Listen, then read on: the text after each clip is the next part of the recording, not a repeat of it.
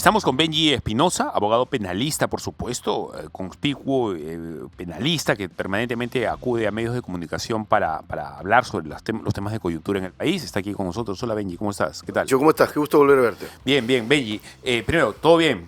Sí, todo muy bien. Estás comiendo una gelatinita por ahí, estoy viendo. Sí, sí, Pero sí. es mucha azúcar, Benji, la gelatina. ¿Ah, sí? Sí. Me han atendido muy bien, como siempre, en Radio Betel. Muy bien, muy bien.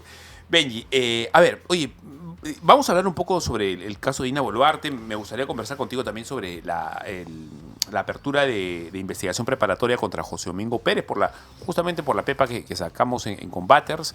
Y también quiero preguntarte, obviamente, sobre el caso de tu patrocinadora Elizabeth Peralta, que entiendo no descarta acogerse a la colaboración eficaz. Vamos a ver si es correcto o no, quizás me estoy equivocando. Pero en principio quiero tu opinión, Benji, sobre el caso Vizcarra. ¿Cómo lo ves tú? Creo que es un caso sólido que tiene la Fiscalía en contra del expresidente Vizcarra.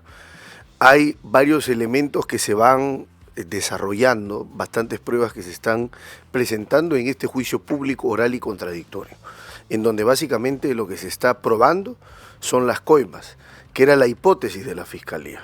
De manera que van sumándose uno a uno testimonios incriminatorios contra Vizcarra sin que pueda rebatirlos o refutarlos. Ajá.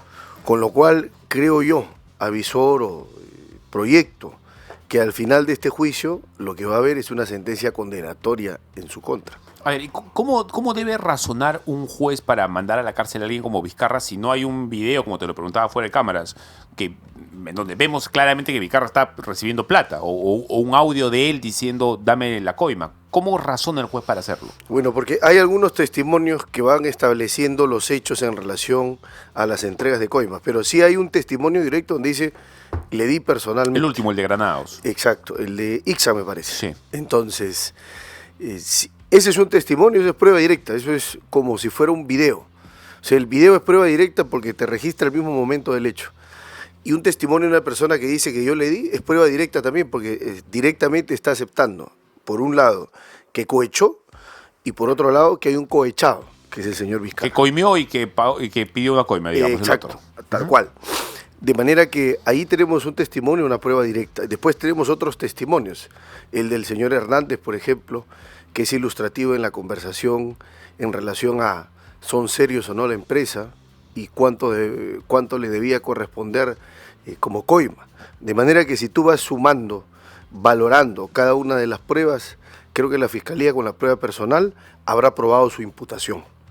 Y una vez que se pruebe la imputación, el juez lo que tiene que establecer es, muy bien, es culpable. El siguiente paso que es determinar la pena. ¿Cuánta pena le corresponde? Que es en función de lo que plantea la Fiscalía, que en este caso está acusando por 15 años. ¿Crees tú que va a haber indicios suficientes para que se cumplan los 15 años o podrían terminar dándole menos? No, yo creo que van a imponer 15 años. Creo que el juzgado va a atender el requerimiento acusatorio de la Fiscalía y va a imponer que la Fiscalía está solicitando. Benji, otra autoridad que está en Salmuera, ex autoridad en el caso de Vizcarra, pero la señora Boluarte va a acudir a Fiscalía el 2 de enero para responder por el caso Cofre. A ver, se ha dicho tanto el caso Cofre, los indicios están ahí, incluso los videos del auto pasando por la garita de peaje están ahí, etcétera. Los testigos también están ahí, aunque el policía último se desdijo, el chofer dijo primero que él había trasladado a Mykonos a la señora presidente y luego dice que no, le dice que más bien lo hizo en otro condominio, etcétera. Parece que mintió Boluarte. ¿Es posible una mentira? Y en todo caso, ¿qué podría pasar si realmente se comprueba que la señora está mintiendo después de lo que dijo ahora último, en el último comunicado al país que dio? Bueno, lo primero es que lo mejor es que la señora presidenta declare ante la Fiscalía, que es donde corresponde, ¿no? Más que en los medios de comunicación. Segundo, yo lo que veo es, más que el imputado no tiene obligación de colaborar con su propia incriminación, pero ese testimonio que mencionas del chofer, por ejemplo, hay un cambio de versión. Que se desdice. Exacto, que dice algo, luego se desdice. Eso en derecho se llama un indicio de mala justificación, porque primero sostiene una tesis que incrimina a Boluarte, luego en su segunda versión la favorece, pero ese cambio súbito, repentino, lo que hace más bien es generar una mayor responsabilidad en Boluarte. Lejos de ayudarla, creo que la complica. la compromete en el caso concreto. Porque la pregunta es, si la verdad es una, ¿por qué cambias de versión?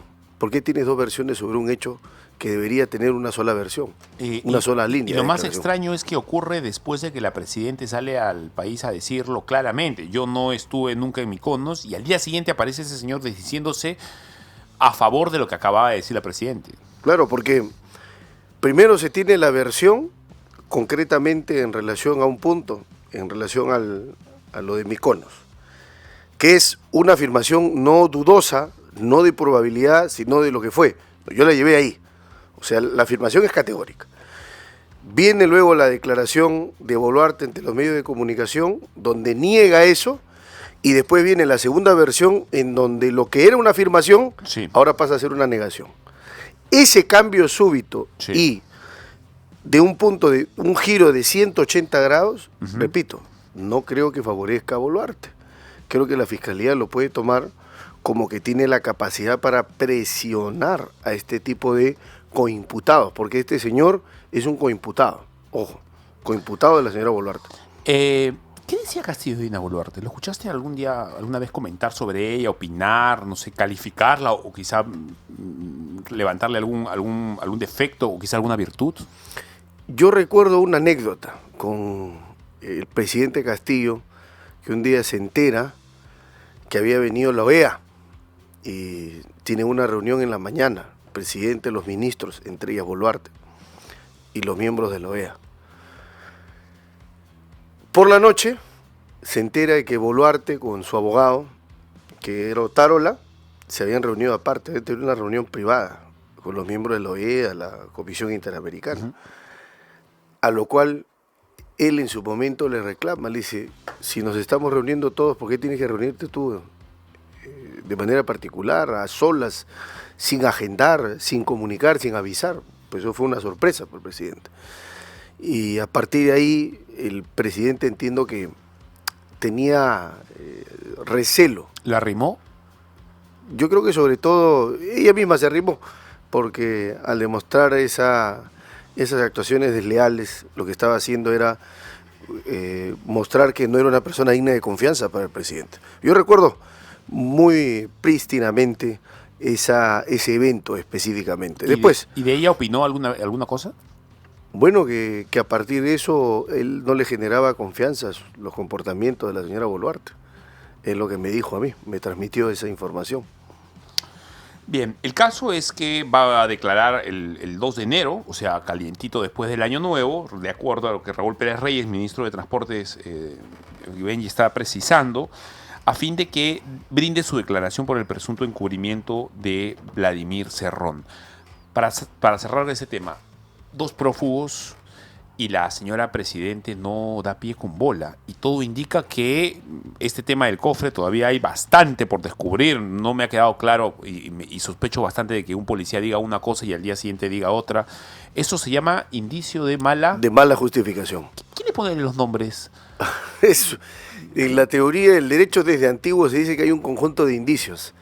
Un indicio con el cual se construye la responsabilidad es cuando no hay una prueba directa, acá sí no un testimonio directo, no un video determinado, pero vas construyendo hechos que te permiten luego hacer la inferencia sobre la responsabilidad. Uno de esos tipos de indicios, se llama mala justificación, es decir, donde pretende justificar un cambio de versión, pero en donde no es creíble el cambio de versión. Claro, y termina complotando contra sí misma la persona, porque terminas hablando cualquier cosa y todas las sospechas caen sobre esa persona al toque, pues, ¿no? Exacto. Y dijo una cosa y luego dice otra. Ya no es digno de crédito. Exacto. Eso es por un lado, no es confiable. Pero por otro lado, esa segunda versión exculpatoria es menos confiable aún. Porque si no, mañana estamos esperando que podría dar otra versión. Ya no tiene una versión unidireccional, sino más bien sinuosa. ¿Sabes qué cosa es bacán de los abogados? Yo estudio Derecho, pero yo no me considero un abogado, yo soy un periodista. Terminé Derecho y todo. Ayer estuvo acá mi profesor de Derecho Penal 3, José Urquizo Laechea. Un capo, ¿ah? Claro, doctor Urquizo. ¿Sabes qué cosa me gusta de los abogados? La manera como hilan las ideas en búsqueda de una idea mayor. O sea, cómo le funciona el cerebro al abogado. Debe ser por el entrenamiento, ¿verdad? Por la manera como razona un abogado, que es un razonamiento muy ordenado de ideas, ¿no? Una idea tiene que ver con la otra y otra tiene que ver con la otra en función de de una premisa final, digamos. Exacto. Nosotros hemos sido entrenados para pensar de esta manera, de forma silogística. Sí, claro. Premisa mayor, la norma dice cuál es la ley penal, lo que se castiga, la conducta, en fin. Premisa menor, lo que en los hechos pasa. Si la premisa menor coincide con la mayor, la conclusión es responsable. Si no coincide, la conclusión es no es responsable. Así pensamos los abogados. Dios existe, pues. Sí, claro. Uno puede llegar justamente a la existencia de Dios pensando en premisas lógicas que tienen una conclusión lógica. En fin, esa es otra discusión, por supuesto. Ahora, el caso José Domingo Pérez, seguramente lo conoces. Sí. En septiembre pasado, yo escribí un informe, de acuerdo a una información que le llegó a Philip Butters de manera anónima, sobre una acusación de presunto enriquecimiento ilícito contra José Domingo Pérez. El monto no era mucho, o sea, estábamos hablando de aparentemente 131.000 soles, al final ese es 65.000 soles lo concreto, básicamente en el rango de un año, quizá un poco más. Le abrieron las tarjetas y le reventó al señor este excedente que aparentemente no tiene cómo probar. Se trata de un fiscal que gana cerca de 14.000 soles mensuales y que solamente se le permite, además de su chamba como fiscal y de ese dinero, ganar un dinerito, creo que son 2.000 o 2.500, dictando clases 8 horas mensuales en una universidad particular. A un fiscal entiendo que no se le permite ganar más dinero de ese.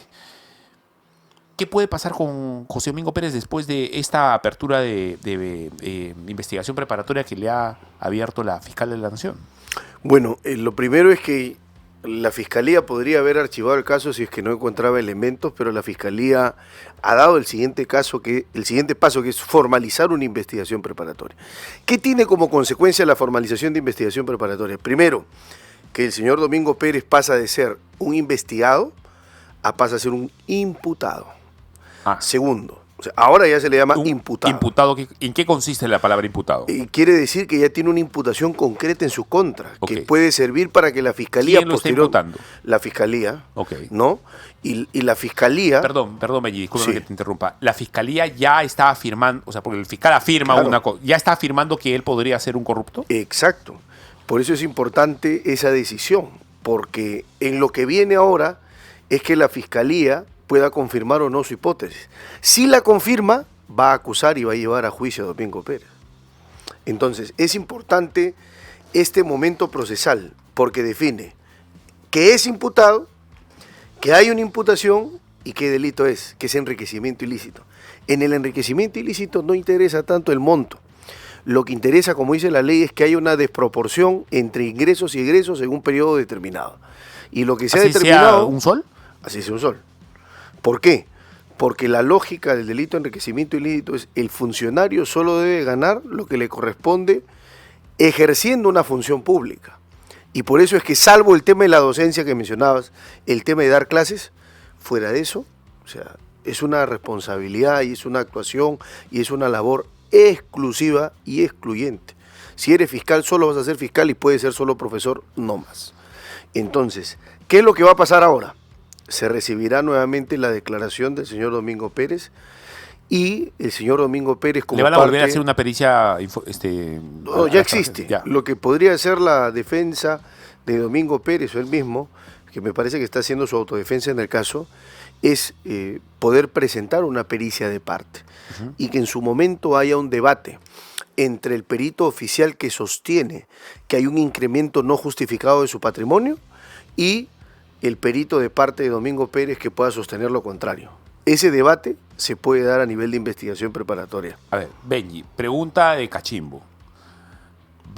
¿Se podría mandar a la cárcel a alguien por 2 o 3 soles de balance patrimonial? Creo que no.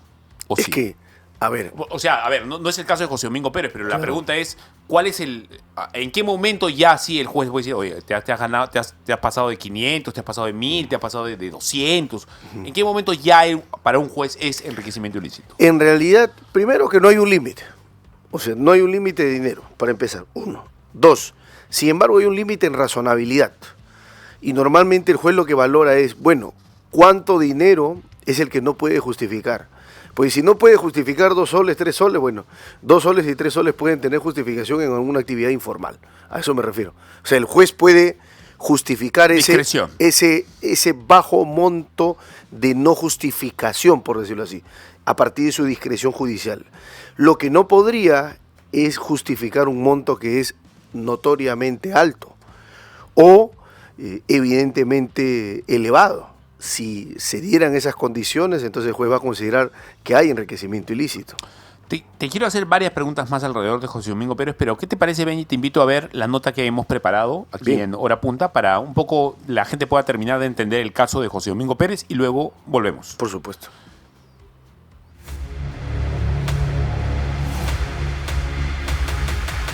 Y hay un clarísimo desbalance patrimonial que en el caso de un fiscal de la nación lo convierte en un ladrón, en un corrupto.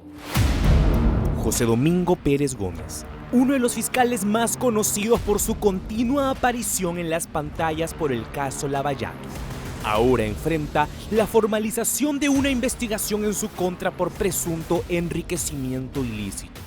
Así lo ha señalado la Fiscalía de la Nación.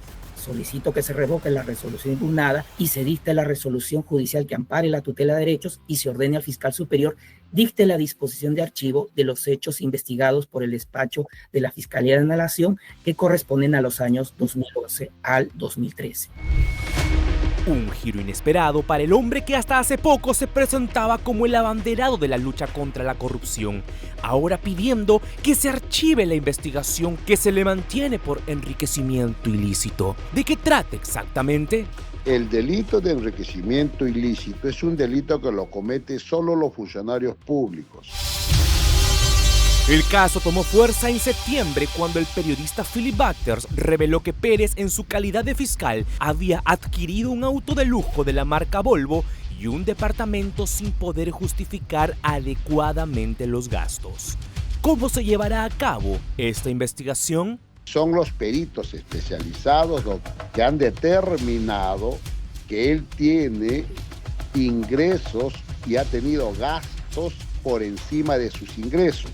Por lo tanto, eso no debe ocurrir cuando se trata de un funcionario público. Todo dinero que le ingresa al funcionario público tiene que estar perfectamente justificado. Tal como indica el experto en materia penal, Wilber Medina, ha llegado el momento que el fiscal José Domingo Pérez responda a la justicia, pues finalmente, como él mismo ha repetido en diversas audiencias, quien no la debe, no la debe. Se ha encontrado una no justificación de más o menos $68,000. Por lo tanto, merece ser investigado. Y la pericia no lo ha practicado el fiscal, lo ha practicado peritos especializados adscritos al Ministerio Público. Pero el caso no se queda ahí. El fiscal superior Regis Chávez tiene la facultad de imponer medidas limitativas que podrían incluir la suspensión temporal de Pérez. ¿La justicia alcanzará a uno de sus propios? Nadie tiene por qué molestarse con una investigación. Si tienes las cuentas claras, levantas, enseñas tus ingresos, tus gastos y finalmente se determinará si hay o no hay delito de enriquecimiento. Por lo tanto, saludamos la decisión de la fiscal de esta apertura a favor de la investigación. ¿Se avecina una investigación que convertiría al fiscal acusador en el acusado? Tarde o temprano, la verdad saldrá a la luz. ¿Estará preparado José Domingo Pérez para enfrentar las consecuencias?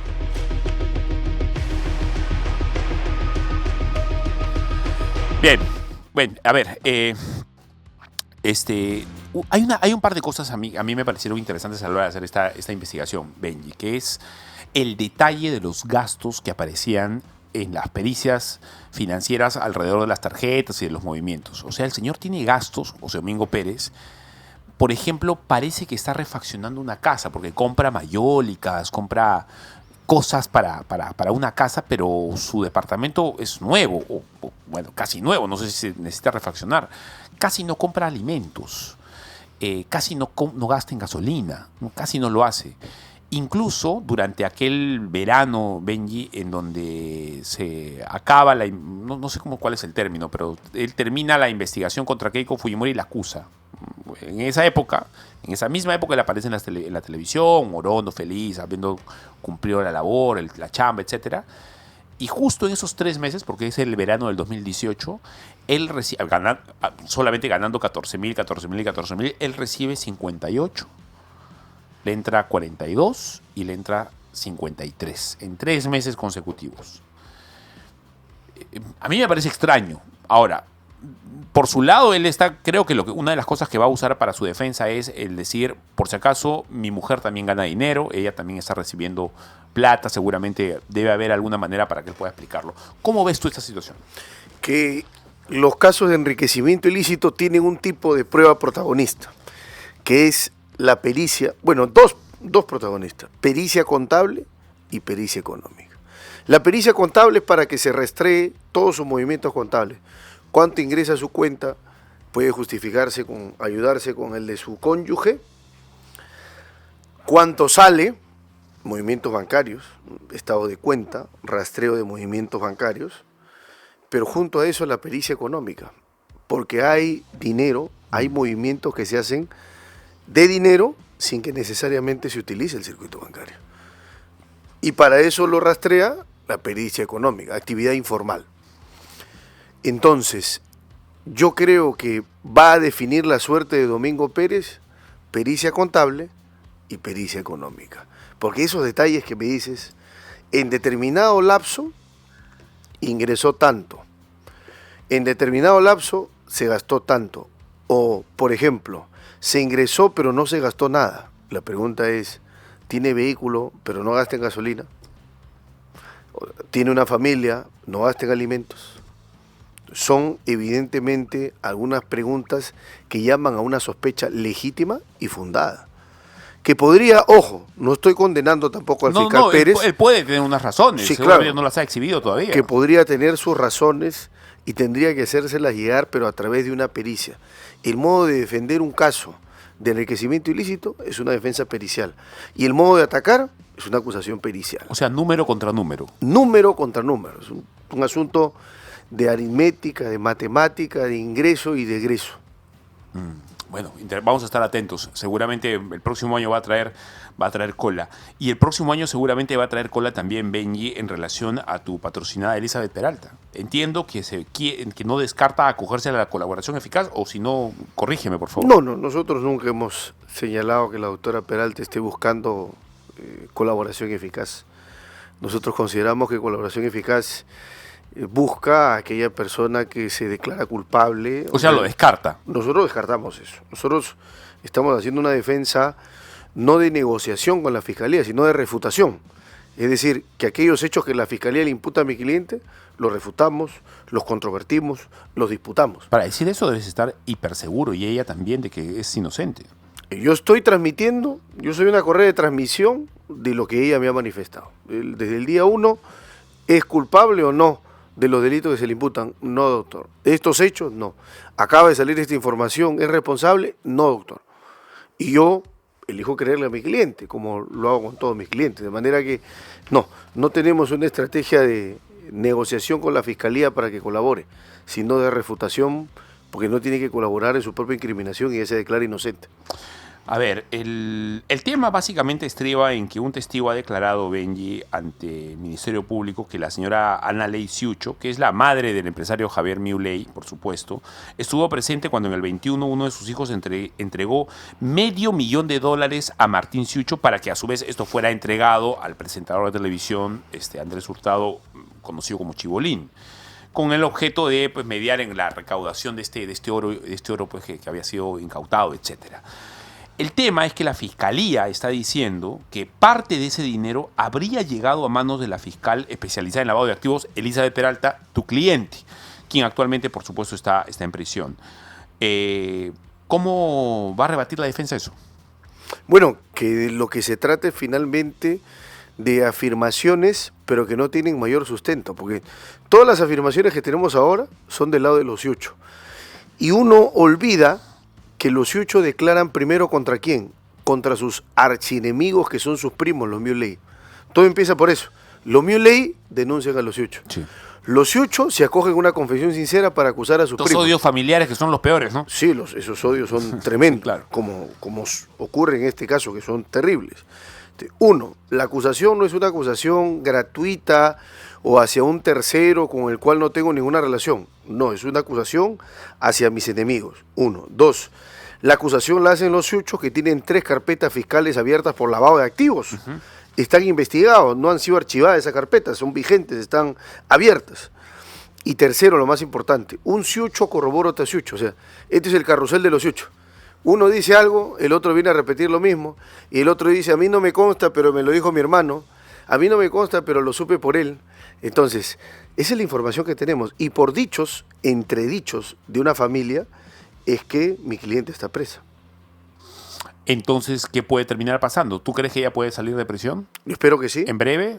¿En el mediano Va, plazo? va a tomar unos meses porque normalmente los tipos de recursos que uno presenta como defensa toman unos meses en tramitarse. ¿Y cómo está ella dentro? Bueno, ¿Cómo está tomando la prisión? es una situación muy difícil, pero se encuentra esperanzada de que pueda recuperar su libertad. Ella sabe que esto toma su tiempo, ella como fiscal lo conoce muy bien. Y bueno, la situación también alrededor de ella, o por lo menos lo que decían algunos periodistas, es que se va a encontrar con gente que seguramente ella, no sé si mandó a prisión, pero tuvo que ver. Sí, claro, acusó y todo, por eso necesitan previsiones especiales, ¿no?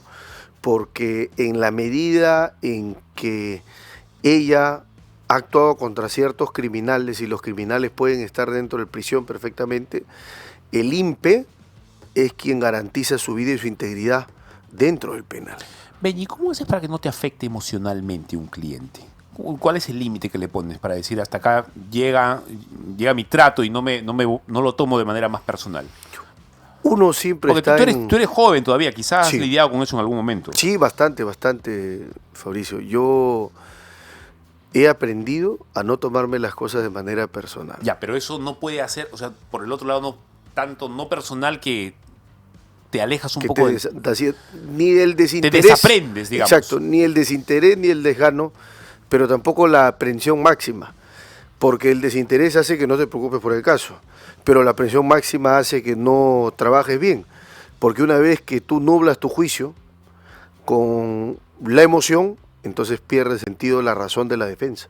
Y es lo que hay que cuidar siempre. Entonces lo que yo trato de mantener es cierta distancia. ¿Sabes por qué te lo pregunto? Iba a venir hoy día un invitado que la verdad no ha podido y entiendo perfectamente porque la señora madre, la menor asesinada en Villa María del Triunfo, Margaret Nestares, con su abogado Mario Arribas, seguramente lo conoces, abogado penalista, iban a venir y el señor me dijo, es probable que no vengan porque la señora, la verdad, bien no está muy afectada porque ella, ebria, la bota a la hija de la casa, 12 años, y bueno, la chica la terminan matando esa noche, un sujeto, un despreciable monstruo. Y yo le decía ayer a mi esposa, que trabaja conmigo aquí en Betel y a Santiago, a la gente aquí, le decía, hace unos años yo podría haber hecho esa nota sin ningún problema, o sea, me metía, husmeaba en el hecho, en la historia, y no me afectaba emocionalmente, pero hoy con familia, yo creo que sí me va a afectar, Entonces, no sé si eso te puede pasar a ti en el tema de abogado. Sí, por supuesto. Uno lo primero que hace cuando tiene una causa es pensar en la familia, ¿no? Pensar en mis 2 hijos, pensar en mi madre, mi hermana, mi hermano. Siempre, siempre. Definitivamente es muy difícil. Y nuestra labor como abogados, de hecho, es ser abogado penalista, pero también psicólogo en su momento, para poder aconsejar, para poder acompañar en esta hora trágica y difícil que es afrontar un proceso penal. Es uno de los momentos más difíciles que atraviesa un ser humano. Afrontar una investigación, una acusación, un juicio, no es tarea fácil. Sí, claro. Y para el abogado significa y supone una tremenda carga emocional, como podrás vislumbrar, Fabricio. Sí, porque a veces el abogado ni siquiera está con ni siquiera tiene un pastor, un sacerdote al lado, a veces solamente tiene al abogado nada más. A veces solo está el abogado que termina haciendo todo. El consejero, el gladiador, el guerrero, el asesor, hasta el coach. Ahora, perdóname que haga la entrevista ya de una manera personal. Lo que pasa es que yo tengo mucha curiosidad. A mí me hubiese encantado ser penalista, ¿no? Me hubiese encantado, ¿no? Bueno, la vida me llevó por otro lado. El Señor, sobre todo, me llevó por otro lado. Pero el abogado es muy... O sea, siempre el abogado está bien vestido, ¿verdad? El abogado siempre está, habla muy bien, se expresa de manera correcta, es un hombre con una, o debería ser un hombre con una cultura vasta, que no acabe en el código, ni comience en el código, sino que vaya todavía más allá, etcétera. ¿Cómo manejas tú el peligro de no volverte un snob? Un hombre que está pensando en, no sé, en las comodidades que te puede dar la carrera, porque ciertamente los abogados, buenos abogados, con todo derecho y tienen que vivir bien y ganar bien, pero ¿cómo haces para que no te gane eso la cabeza y mantengas los pies en la tierra? Yo creo que la respuesta está en nuestro Señor, en realidad. Yo me he dado cuenta que en los momentos en donde uno quiere despegar los pies de la tierra, uno recuerda que en realidad todos nuestros triunfos no son nuestros triunfos. Todos nuestros éxitos no son nuestros éxitos. Son los éxitos que nuestro Señor ha elegido para nosotros. Y hay que agachar la cabeza y hay que agradecerle. Yo lo he aprendido ahora, en los casos que he tenido, sobre todo este año, y he aprendido mucho a poder reconocer, agachando la cabeza a nuestro Señor, de que es por Él todo. Porque en el momento en que tú crees que es por ti, empiezas a equivocarte y a envanecerte.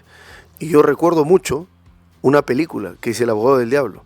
Y en El abogado del diablo, Sí, claro. todo el mensaje, con Al Pacino y Keanu Reeves, Sí, claro. todo el mensaje es: vanidad, mi pecado favorito. Mucho cuidado con Y los envanecerte. abogados son algunos, o quizá muchos, son muy propensos a ese pecado. Pero es que es lo que está en cada caso. Imagínate cuando defiendes un caso mediático, lo ganas. Entonces el brillo, ¿No se te los subió flashes. la vanidad con las cámaras y con que Sí. te reconozcan en la calle y todo lo demás? Sí, claro, por supuesto. Y me equivoqué. Pero ¿Cómo así te diste cuenta que te habías equivocado? porque ya no escuchaba a nadie. Porque no seguía consejos. Porque creía que todo el éxito era mío. No, yo logro las cosas porque soy bueno. Sí, uno tiene talento, uno se esfuerza, hay perseverancia. Pero si uno ya no está sostenido por el Señor, ahí empieza el problema. Y yo de verdad he sentido, este año sobre todo para mí, ha sido un año de introspección y de mucho aprendizaje. Sí lo he notado.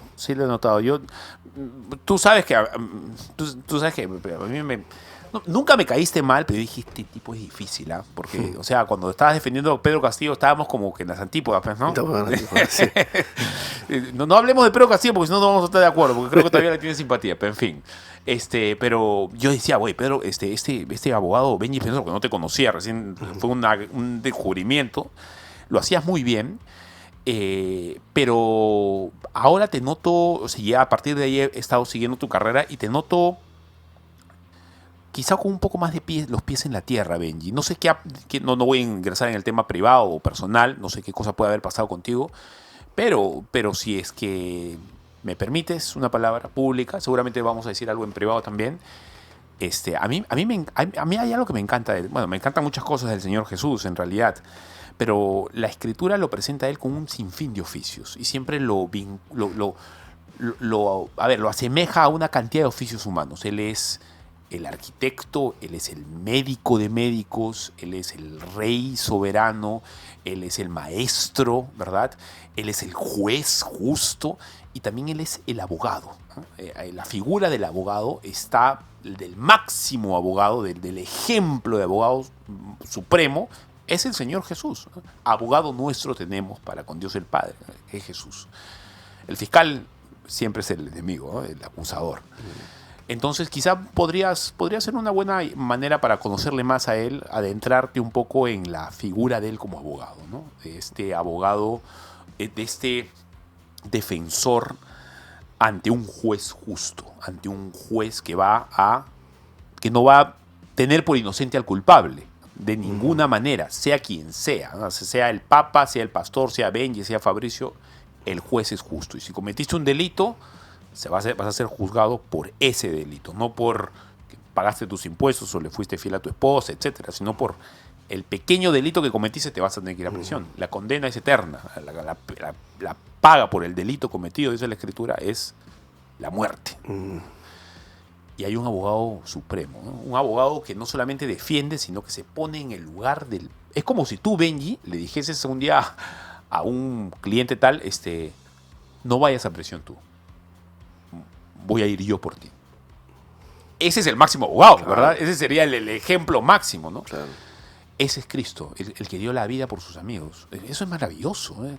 ¿Y sabes qué cosa es lo que a mí me venció? Porque yo era muy así, me veo intelectualón también en la universidad, pues leía y me hacía muy inteligente, etcétera. A mí lo que me venció, Benji, es cuando, intelectualmente hablando, te digo, ¿no? Cuando yo descubrí que todo eso era verdad históricamente. Es decir, que las evidencias o las pruebas o los reportes históricos y apuntan seriamente no solamente a la existencia de un hombre llamado Jesús de Nazaret, en la Judea del primer siglo, en tiempos de Tiberio César, sino que hay pruebas muy confiables que apuntan a testigos, que indican, un sinfín de testigos diferentes, que indican, reportes escritos que nos han llegado de esa época, que indican haberlo visto vivo después de una muerte atroz. Eso, cuando yo me di cuenta de que habían enemigos que luego decían, lo hemos visto vivo. Hombres que lo llamaban loco, que luego dicen, lo hemos visto vivo. Apóstoles o gente que estaba alrededor de él que decían, lo hemos visto vivo, y sostuvieron ese mismo dicho durante 40, 50, 60 años. Y después en medio de una persecución atroz contra ellos y contra sus familias. El caso Watergate, esos tipos no pudieron sostener la mentira un mes. Dijeron, ya está bien, ya mentimos, ya, okay, no me metas a prisión a mí ni a nadie de los míos. Estos sostuvieron una misma verdad en medio de las persecuciones atroces del primer siglo, que eran cruentas, crudelísimas hasta la pared del frente, contra sus pequeños, contra sus esposas, y nunca dijeron, ¿sabes qué? Mentira. O sea, no, me puedes hacer lo que me hagas, pero yo no puedo callar lo que mis ojos han visto. Él estuvo muerto, lo vimos hecho un cadáver, destruido como era la muerte en la cruz, que era la peor de todas. Hemos comido con él, lo hemos tocado, o sea, cuando eso se hace historia en mí, algo cambia. Ya había cambiado algo adentro, que era una cosa sobrenatural, pero en mi mente, en mi intelecto, quizá eso te pueda servir a ti, ¿no? Entrar por lo que los cristianos llamamos la apologética, ¿no? O sea, la defensa de la verdad en términos intelectuales. Eso, te voy a regalar un libro por Navidad. No, me comprometo a eso. Gracias, te voy a regalar un buen libro de apologética. Vamos a hacer un pequeño corte. Quiero hacerme pata de Benji. No sé por qué me cae bien este gordo. Me cae bien. Es un hombre inteligente y entiendo que es un hombre con muy buenas intenciones. Te vi el otro día cómo trataste a tu papá cuando fuiste a Combaters, fuera de cámaras. Y eso yo lo aprecio. Cuando un hombre trata bien a sus viejos, eso para mí tiene respeto. Gracias Fabricio por eso. Va a dar un saludo a tu viejito. No, lo voy a dar, y gracias por tu lección también, que uno está abierto siempre a aprender.